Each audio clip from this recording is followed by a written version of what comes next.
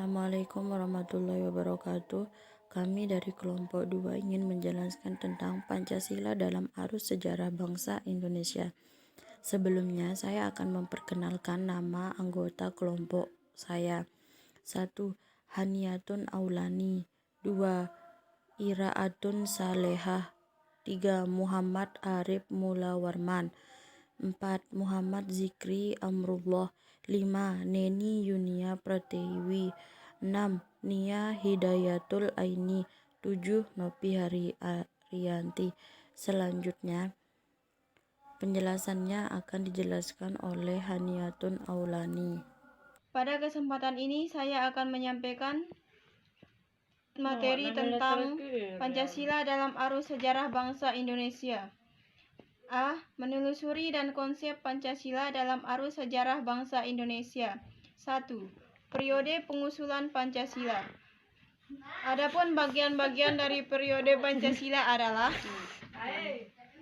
1.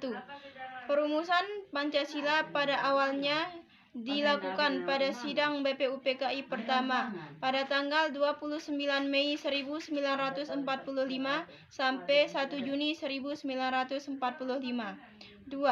Pada tanggal 29 Mei 1945 dimulailah sidang yang pertama dengan materi pokok pembicaraan calon dasar negara. Menurut catatan sejarah diketahui bahwa sidang tersebut menampilkan beberapa pembicaraan, yaitu Mr. Muhammad Yamin, Insinyur Soekarno, Ki Bagus Hadikusumo, dan Mr. Muhammad Yamin. 3. Pada tanggal 1 Juni 1945, Insinyur Soekarno menyampaikan 5 butir gagasan tentang dasar negara sebagai berikut. A. Nasionalisme atau kebangsaan Indonesia. B. Internasionalisme atau pri-kemanusiaan. C. Mufakat dan demokrasi. D. Kesejahteraan sosial. E. Ketuhanan yang berkebudayaan. 4.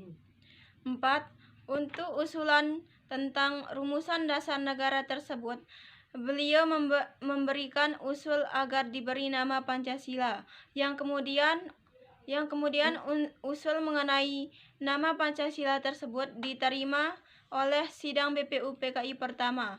Kemudian Soekarno mengemukakan bahwa kelima sila tersebut dapat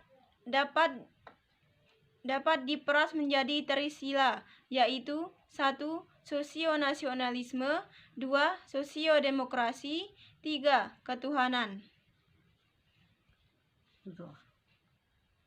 Adapun trisila tersebut dapat diperas lagi menjadi ekasila, yaitu gotong royong.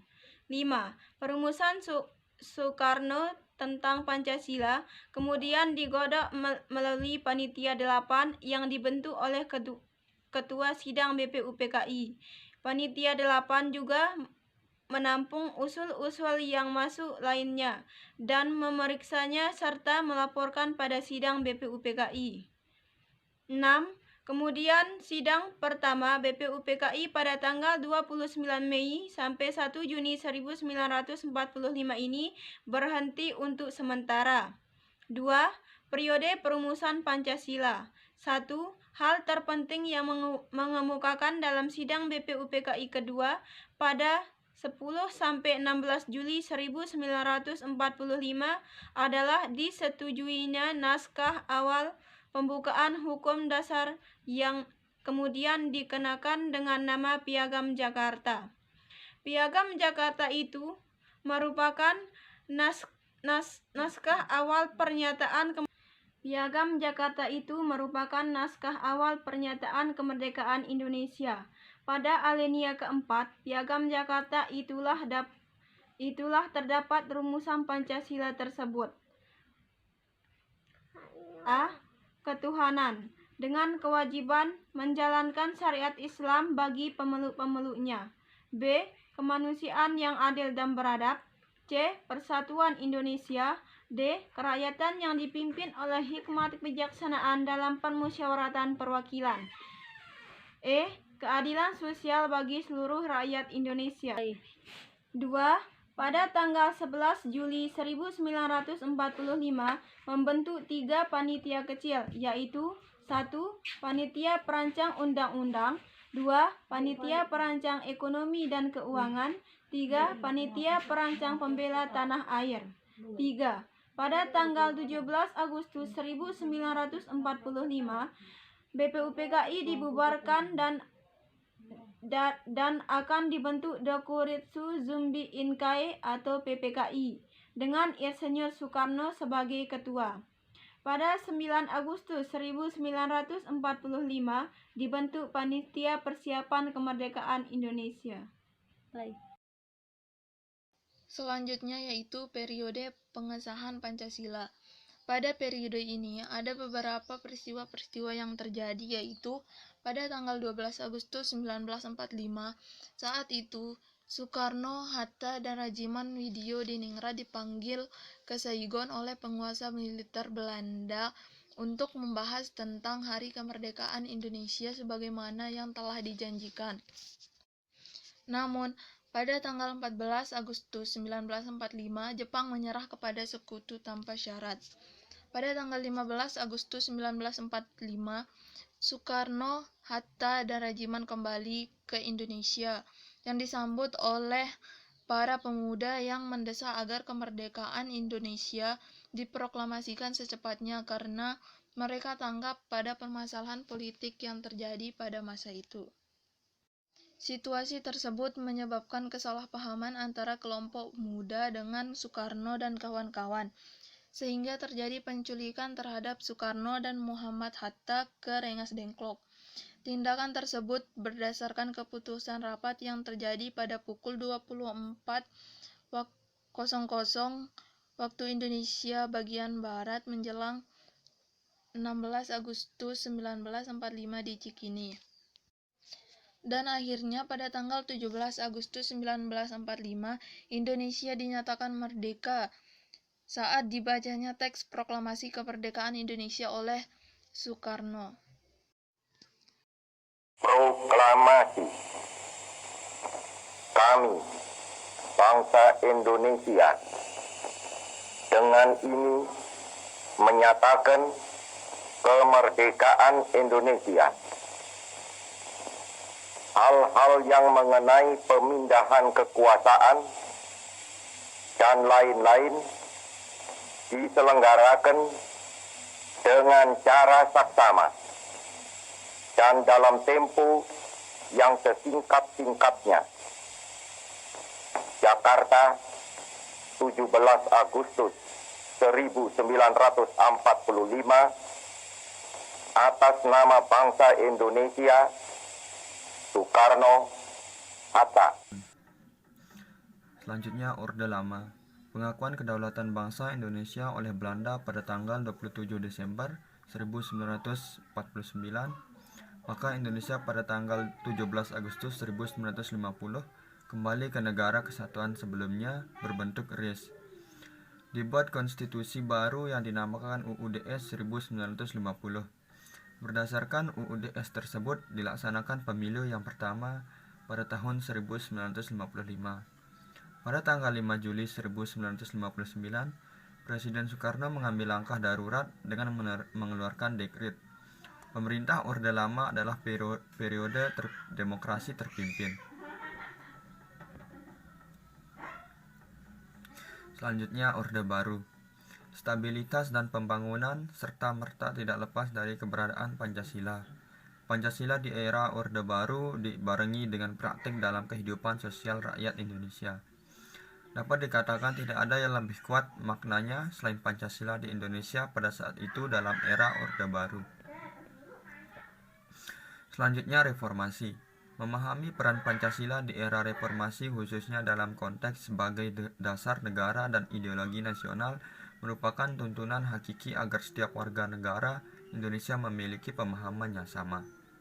Sekian dari... Baiklah, berikutnya saya akan menjelaskan tentang alasan diperlukannya Pancasila dalam kajian sejarah bangsa Indonesia. Alasan pertama yaitu Pancasila sebagai identitas bangsa Indonesia. Pancasila sebagai identitas bangsa Indonesia merupakan konsekuensi dari proses inkulturasi dan akulturasi. Dan yang kedua, Pancasila sebagai kepribadian bangsa Indonesia. Artinya, nilai keseluruhan kemanusiaan, persatuan, kerakyatan, dan keadilan diwujudkan dalam sikap mental dan tingkah laku serta amal perbuatan. Yang ketiga, Pancasila sebagai pandangan hidup bangsa Indonesia.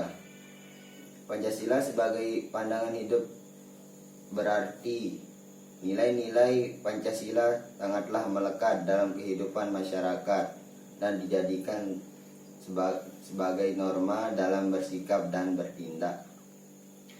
Yang keempat, Pancasila sebagai jiwa bangsa. Pancasila sebagai jiwa bangsa lahir bersama dengan lahirnya bangsa Indonesia ini. Pancasila telah ada sejak dahulu bersamaan dengan adanya bangsa Indonesia, menurut Bakri. Yang kelima, Pancasila sebagai perjanjian luhur. Artinya, nilai-nilai Pancasila sebagai jiwa bangsa dan kepribadian bangsa disepakati oleh para pendiri negara atau Partisikal Konsensus sebagai dasar negara Indonesia. Tentang menggali sumber historis, sosiologis, politis tentang Pancasila dalam kajian sejarah bangsa Indonesia. Yang pertama, sumber historis Pancasila. Nilai-nilai Pancasila sudah ada di dalam adat istiadat, kebudayaan, agama, dan sudah berkembang sejak zaman dahulu hingga sekarang.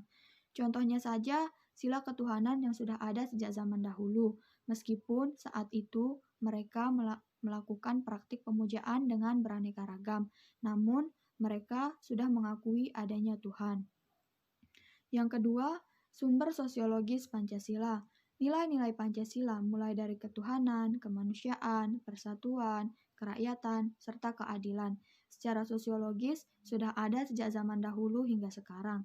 Salah satu nilai Pancasila yang kita temukan di masyarakat Indonesia sejak zaman dahulu hingga sekarang adalah nilai gotong royong. Dan yang ketiga, sumber politis Pancasila. Seperti yang kita ketahui, nilai-nilai dasar yang terkandung dalam Pancasila diambil dan digali dari local wisdom atau kearifan lokal, kebudayaan, serta pengalaman bangsa Indonesia, termasuk pula pengalaman bangsa Indonesia dalam melakukan hubungan dengan negara lain. Selanjutnya, membangun argumen tentang dinamika dan tantangan Pancasila dalam kajian sejarah bangsa Indonesia.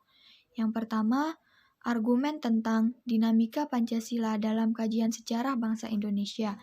Dinamika Pancasila dalam kajian sejarah bangsa Indonesia ini memperlihatkan adanya pasang surut dalam pemahaman dan pelaksanaan nilai-nilai Pancasila.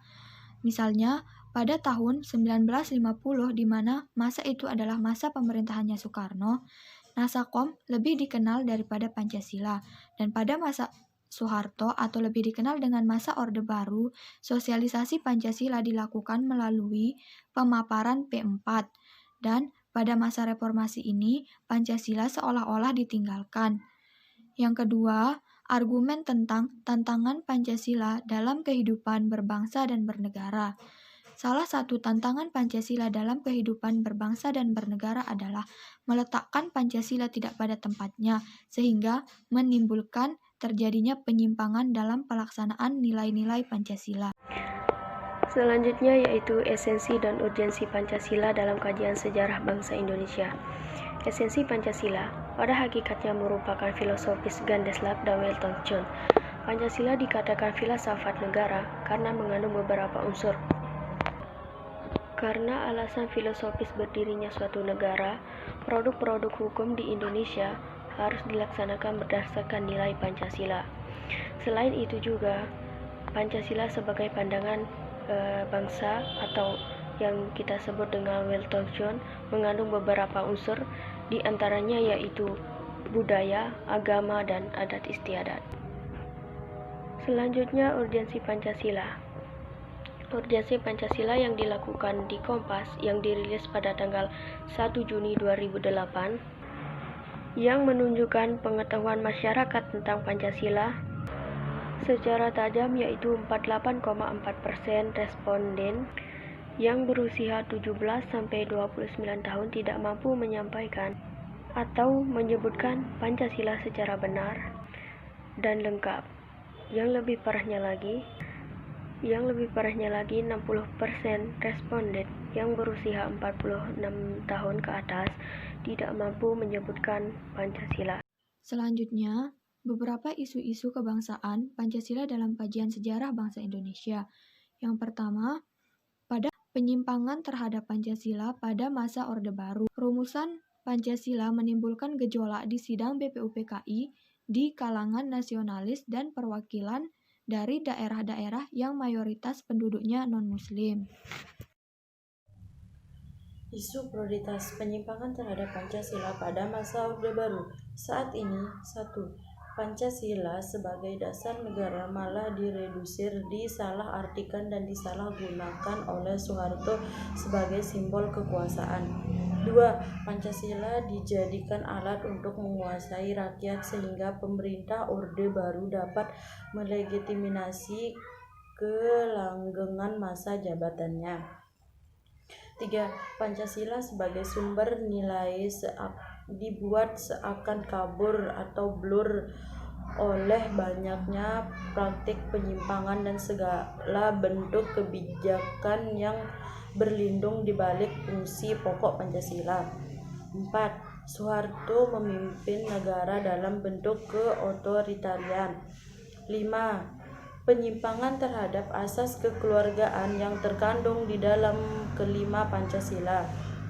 6. Fungsi Pancasila digunakan sebagai alat meleburnya heterogenetia sehingga membuat kelompok-kelompok minoritas tersingkir dan timbul masalah SARA. 7. Seluruh organisasi harus menerapkan Pancasila sebagai asasnya. 8. Soeharto melarang adanya kritik-kritik untuk pemerintah karena kritik mengganggu ketidakstabilan negara, sehingga sering dilakukan kekuatan militer bagi siapapun yang mengkritik pemerintahan. 9. Diterapkannya demokrasi sentralistik, yaitu demokrasi yang berpusat pada pemerintahan. Lembaga legislatif, eksekutif, dan yudikatif dipegang oleh presiden. Kondisi seharusnya. 1. Seharusnya Pancasila dapat dijadikan sebagai pedoman. 2. Seharusnya Pancasila tidak dijadikan sebagai alat politik oleh penguasa belakang. 3. Penguatan hukum untuk keadilan sosial. 4. Pemerintah seharusnya melakukan pemulihan di segala aspek, di antaranya sosial, politik, ekonomi, dan lain-lain. 5. Seharusnya pada masa itu kebebasan berpendapat harus diberikan kepada masyarakat. 6. Indonesia merupakan negara demokrasi, seharusnya pada saat itu diterapkan kepemimpinan yang demokratis. Selanjutnya, solusi dan langkah-langkah menyelesaikan masalah. Solusi dari permasalahan tersebut menurut pendapat kelompok kami adalah dengan memilih presiden yang bijaksana dan bertanggung jawab, tidak memasukkan diri dalam politik yang tidak menguntungkan negara. Berarti bertanggung jawab, rela menolong, lebih menghargai pendapat orang lain. Langkah-langkah yang harus kita lakukan. 1. Belajar pendidikan Pancasila di sekolah. 2. Memberikan kebebasan berpendapat kepada orang lain. 3. Peduli terhadap masalah yang dihadapi negara kita dan mencari solusinya bersama-sama. Sekian dari kelompok kami. Terima kasih. Assalamualaikum warahmatullahi wabarakatuh.